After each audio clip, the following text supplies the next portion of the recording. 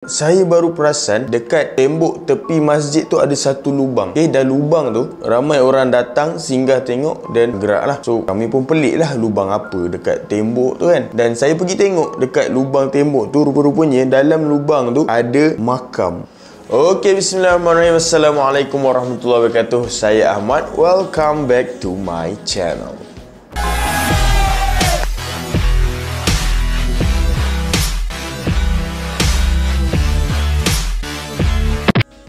Okey, terima kasih kepada anda yang masih setia bersama dengan saya. InsyaAllah hari ini saya nak sambung kisah daripada buku Ustazah Basikal, buku yang mengisahkan tentang pengembaraan saya bersama dengan isteri mengembara ke 14 buah negara bermula daripada Malaysia, Thailand, Myanmar, India, Nepal, Pakistan, China, Kyrgyzstan, Kazakhstan, Uzbekistan, Afghanistan, Iran, UAE dan Arab Saudi selama 15 bulan, dan kami hanya bermula dengan RM1,900 sahaja. So, bagi siapa yang belum subscribe, please subscribe, dan tanpa kita lengahkan masa lagi, jom kita sambung cerita.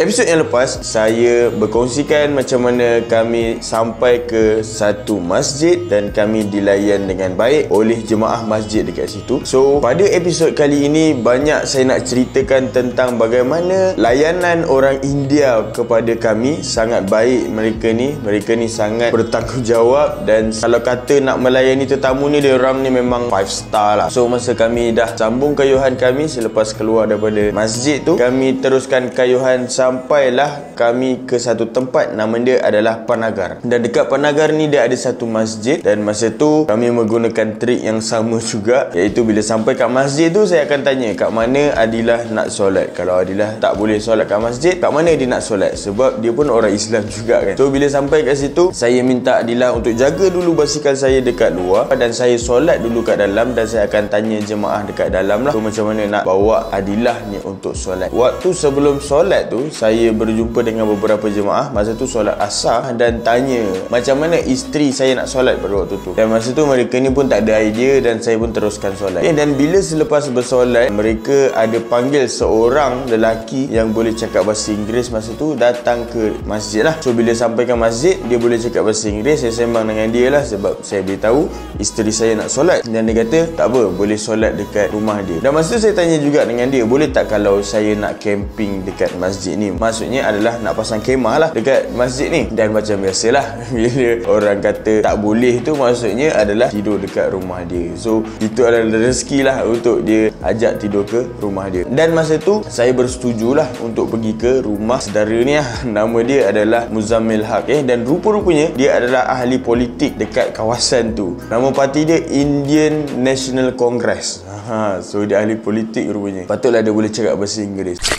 So bila kami dekat rumah Muzammil Haq ni, dia ajak untuk kami berbuka sama-sama lah dengan dia. So alhamdulillah kami berbuka bersama dengan Mr. Muzammil ni pada sebelum waktu maghrib, dan saya solat dekat masjid lah. Dan selepas daripada solat maghrib tu, kawan-kawan kepada Mr. Muzammil ni ajak saya lepak minum selepas solat tarawih. So selepas solat tarawih dekat masjid tu, mereka ni ajak saya lepak dekat tepi jalan lah masa tu kan. Dan saya pun naiklah motor dengan diorang ni sampai dekat ada satu tepi jalan yang tak siap lagi lah. So diorang ni budak-budak lagi lah, macam dalam 18 tahun ke atas lah. Diorang ni ada yang seorang ni boleh cakap bahasa Inggeris, so dia ajak lepak. Saya ingat lagi masa tu tempat tu memang sangat gelap, dan hanya ada cahaya lampu je. Dan diorang ni pergi beli air gas lah, dan kita orang minum kat tepi jalan tu. Sebaik dia tak ajak buat benda yang bukan-bukan kan.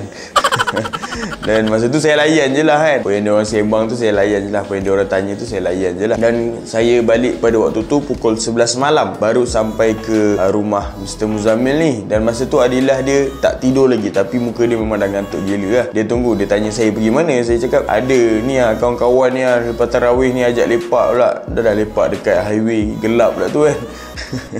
So ikut je lah kan, kita layan je lah dia kan. So bila sampai ke rumah dia je, dia orang tunjukkan bilik kami lah, kami tidur kat mana. Dan dia bagi kami tidur dekat bilik anak dia masa tu. Dan masa tu kami pun tutup lampu, dan kami terus tidur kepenatan lah pada waktu tu. Dan bila waktu tengah tidur tu, pukul 3 pagi, tiba-tiba ada orang ketuk pintu. Dan masa tu Mr. Muzammil ada, saya buka pintu lah, buka pintu, dan Mr. Muzammil kata ada saudara dia datang nak jumpa, nak bersembang. Dan masa tu pukul pukul 3 pagi kot. Kita memang dah penat gila dah masa tu kan. Dah lah baru lepas kayuh. Lepas tu melayan budak-budak malam tadi tu sampai pukul 11. Lepas tu nak tidur, ada orang pula datang nak berkenalan pula pukul 3 pagi. So masa tu kami pun bangun dan layan dia orang lah kan. Sebab kita kat rumah orang kan. So tak boleh nak buat apa-apa lah. So kami bersembang dengan dia orang tu dalam sejam macam tu, sejam lebih. Lepas tu mereka ni balik dan barulah kami sambung tidur. Dan waktu tu mereka kejut balik untuk bangun sahur. Dan alhamdulillah mereka ni sediakan makanan untuk kami lah. Masa tu mereka ni sediakan capati. Biasanya sahur dekat India ni memang capati lah, memang expected lah. Alhamdulillah. Masa tu selepas berbuka, kami solat sama-sama dan kami sambung tidur balik.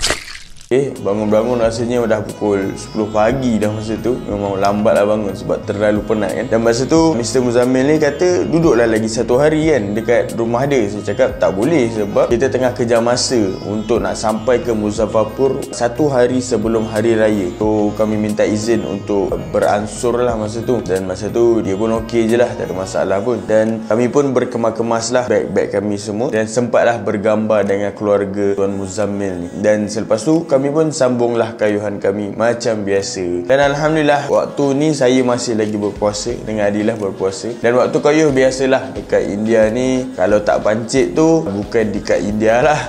Dan tapi kali ni basikal Adilah pula yang pancit. So masa tu pancit dekat highway pula tu kan, dekat tepi jalan. Dan memang tak ada tempat nak sorok lah. Tu memang ambil side dekat tepi jalan tu, bentangkan baju hujan dan terus setting basikal Adilah dekat situ kan. So kali ni nak try macam mana orang India tu tampal basikal tu, yang keluarkan tube je, lepas tu baiki dari situ masukkan balik kan. Sebab sebelum ni cabut tayar. So masa tu bila dah baringkan basikal Adilah kat situ, betulkan, dan masa tu ada ramai pula orang-orang yang lalu lalang kat situ berhenti dan tengok apa benda yang kami buat. Sampai ada yang berhenti basikal, ada yang berhenti motor. Dah macam kita ni jual ubat kuat pula.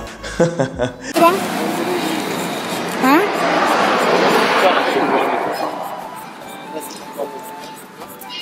Sementara pam bayar perlu cek air spray satu tempat mana ada juga.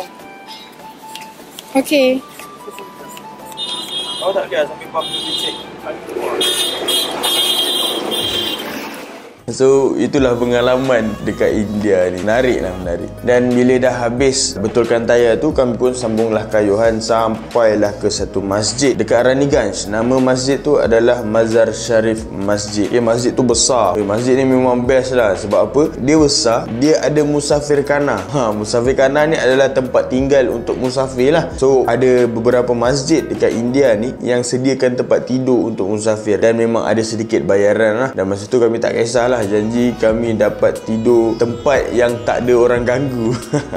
Sebab tidur dekat rumah orang ni agak memenatkan kan. So kami nak cari lah tempat yang orang tak ganggu kan. So tak kisahlah bayar sikit pun masa tu. Dan masa tu kami berjumpa dengan pegawai masjid tu, nama dia Mr. Akhtar. Dan dia tunjukkanlah bilik untuk kami tidur pada malam tu. Sebab saya cakap masa tu, boleh tak kalau kami nak sewa satu malam bilik dekat masjid ni. Dan tempat dia ada dorm, dia ada bilik-bilik kecil kan. Dan dia ada pigeon hole, macam ruang-ruang untuk orang kalau nak berniaga. So saya expect mungkin dekat tempat ni adalah tempat-tempat tabligh berkumpul dekat sini kan, untuk dia orang berniaga, untuk majlis-majlis dia orang. Sebab tempat tu sangat besar. Dan alhamdulillah kami diberikan bilik VIP. Kita kata, "Ush, dahsyat ni bilik VIP kan." So bila masuk tak ada apa pun dalam tu. Dia ada alas yang nipis kat situ. Itu je.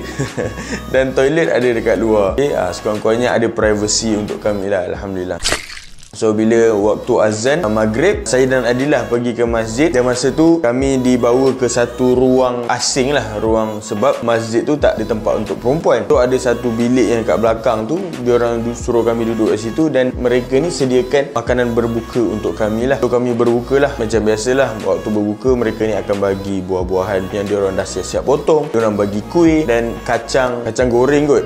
Diorang bagi. Dan ada air sejuk juga. So itu memang mereka berbuka ringan dulu, dan selepas maghrib baru mereka ni makan biryani atau makan makanan yang berat lah. Selepas solat maghrib barulah kami makan makanan berat, iaitu makan biryani jugalah bersama-sama dengan mereka. Dan masa selepas habis makan je, Adilah balik ke bilik lah, dan dia solat tarawih dekat dalam bilik, dan saya solat tarawih bersama-sama dengan mereka. So bila habis solat tarawih, saya dengan Adilah keluar daripada masjid tu untuk cari makanan untuk sahur esok dekat luar sana. So kami pun keluarlah daripada kawasan kawasan masjid tu, dan saya baru perasan dekat tembok tepi masjid tu ada satu lubang. Dan lubang tu ramai orang datang singgah tengok dan geraklah. So kami pun pelik lah, lubang apa dekat tembok tu kan. Dan saya pergi tengok dekat lubang tembok tu, rupa-rupanya dalam lubang tu ada makam. Saya tak tahu makam imam mereka kot. Rupanya dalam masjid tu ada satu makam yang orang boleh ziarah daripada tembok tu je. Mungkin khas untuk wanita-wanita yang uzur ataupun orang yang tak sempat nak masuk ke dalam, hanya nak sedekahkan Al-Fatihah ataupun doakan untuk imam mereka tu dekat luar je. So ini first time lah saya tengok dekat masjid yang ada makam yang orang boleh ziarah macam tu lah. Cara ziarah dia boleh jenguk daripada tembok luar je. Dan masa tu kami dekat luar sana tak banyak sangat makanan yang dijual. Masa tu kami beli buah mangga, dan masa tu penjual mangga ni dia masih lagi menggunakan dacing. Dacing tu dia letak buah, lepas tu dia letak pemberat. So dekat Malaysia ni mungkin dah tak ada lah kot kan. Semua dah pakai timbang yang digital lah. Kat sana masih lagi pakai dacing. Tak ada kemana dengan ahli politik. Pada keesokan harinya kami bersahur sendiri, maksudnya tak bersama-sama dengan jemaah lah. Dan saya solat subuh masa tu, dan bila habis solat subuh kami bersiap-siap untuk nak sambung kayuhan kami lah. Dan bila dah habis bersiap dan kami keluar, dan saya keluar masa tu, dan barulah saya perasan dekat sebelah tempat solat tu ada makam. Barulah saya nampak ada beberapa orang yang menangis dekat situ, yang baca doa dekat situ. Allahuakbar, mungkin imam mereka lah. Dan saya tak tanyalah pasal benda tu kan. Dan masa tu saya serahkan kunci ni kepada Mr. Akhtar ni, dan saya bergambar bersama-sama dengan mereka ni. Dan selepas habis tangkap gambar dengan mereka ni, barulah kami sambunglah kayuhan kami. Dan waktu kami sambung kayuh tu, macam biasa juga, tak ada apa-apa yang menarik. Sama je rutin harian kami, hari-hari kayuh, jumpa masjid, hari kayuh jumpa masjid, jumpa orang tempatan, sambung kayuh je. Macam tu lah sampailah ke Muzaffarpur nanti. Pada waktu tu kami sampai ke satu madrasah. Satu madrasah nama dia Mirkatul Ulum. Dekat madrasah tu ada masjid lah. Dan masa tu kami berjumpa dengan seorang pakcik ni. Dan macam biasalah trik kami ni, kalau kami nak solat, masa tu kami tanya Adilah solat kat mana. Dan kalau orang tu dia kata solat kat rumah dia, maksudnya adalah tidur dekat rumah dia jugalah. So ini adalah pattern yang sama ataupun trik yang sama yang kami buat dekat India ni, untuk nak orang kata join ataupun nak menghampiri dengan orang-orang tempatan ni dengan cara kita tidur dekat rumah dia lah. Dan masa tu pakcik ni dia ajak tidur dekat dalam bilik dia. Bilik dia ni terasing sikit daripada rumah dia ni, dan dia boleh akses daripada jalan luar lah. So masa tu dalam bilik dia tu ada katil je. Dan bila selepas saya solat, saya suruh Adilah solat lah kat dalam bilik pakcik tu. Dan waktu Adilah ni habis solat, keluarga pakcik ni pun semua turun lah, berkenalan lah dengan kami. Dan masa tu kami berbuka sama-sama. Sama juga waktu time tarawih, saya pergi tarawih, dan balik daripada tarawih ni kami bersembang dengan mereka. Dan masa ni lah Adilah nak test dia test anak pakcik tu untuk baca Al-Fatihah dan surah-surah lazim. Bismillahirrahmanirrahim. Alhamdulillahi rabbil alamin. Ar-Rahmanirrahim. Maliki yaumiddin. Iyyaka na'budu wa iyyaka nasta'in. Ihdinas siratal mustaqim. Siratal ladzina an'amta 'alaihim ghairil maghdubi 'alaihim waladdallin. A'udzu billahi minasy syaithanir rajim. Bismillahirrahmanirrahim. Qul a'udzu birabbil nas, malikin nas, ilahil nas, alladzi yuwaswisu fi sudurin nas, alladzi yuwaswisu fi sudurin nas, malikin nas, minal jinnati wan nas. कुल पढ़ दे कुल कोई भी यति पढ़ेगा सबसे पहले अल्हम्दुलिल्लाह पढ़ने पड़ेगा.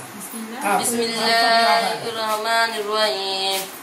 अल्लाहु अहद अल्लाहुस समद लम यलिद व लम यूलद व लम यकुल लहु कुफुवन अहद.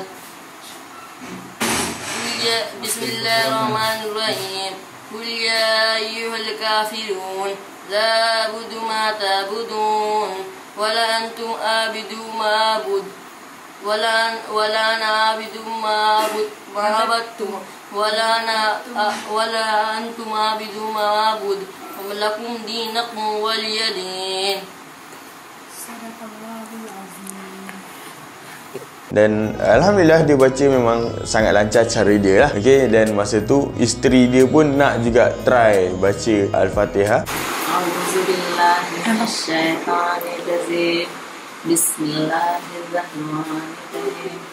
Qul a'udzu birabbil nas, malikin nas, ilahin nas, min syarril waswasil khannas, alladzi yuwaswisu fi sudurin nas, minaz jinnati wan nas. Masya-Allah. Dan sangat baguslah diorang ni dalam baca Al-Fatihah ni dengan surah-surah lazim. Okay, lebih kurang macam kita lah. Dan pada malam tu sama juga, bila tidur dekat rumah orang ni, malam tu kami tidur lewat sebab ramai orang yang datang keluar bilik tu, dan kami sibuk melayani tetamu. Tak tahulah sama ada kami tetamu ke ataupun diorang ni yang tetamu, dan kami saling melayani lah, macam tu lah lebih kurang. Dan malam tu kami tidur lambat, dan keesokan harinya macam biasalah, bila kita dah tidur dekat rumah orang ni, saya cakap kita tak boleh nak stay lama, sebab keesokan harinya memang kita nak kena sambung kayu, sebab kita tengah kejar masa untuk nak sampai ke Muzaffapur, sebab tinggal lagi beberapa hari dah nak raya.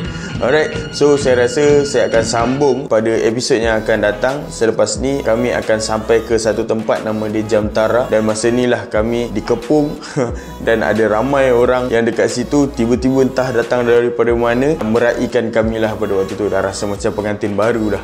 Alright, okay, so kita berjumpa lagi dekat episod yang akan datang. Okay, sebelum tu saya nak kongsikan hikmah kepada anda. Adakah anda nakkan rezeki yang tak disangka-sangka? So bersilaturahim lah, kerana di dalam silaturahim ada rezeki yang Allah dah tentukan. Okay, so contohnya macam kami bersilaturahim ataupun berjumpa ataupun bertegur dengan orang tempatan. Kalau kami tak tegur orang tempatan, belum tentu dapat tidur dekat rumah mereka, belum tentu dapat berbuka dan bersahur dengan mereka. So kalau anda nakkan rezeki yang tak disangka-sangka, jaga silaturahim dengan keluarga anda, jaga silaturahim dengan kawan-kawan anda. InsyaAllah Allah akan tambahkan lagi rezeki untuk anda. Amin. Okay, sehingga kita berjumpa lagi. Bagi siapa yang belum subscribe, please subscribe. InsyaAllah kita akan berjumpa lagi di episod yang akan datang. Saya Ahmad. Assalamualaikum warahmatullahi wabarakatuh.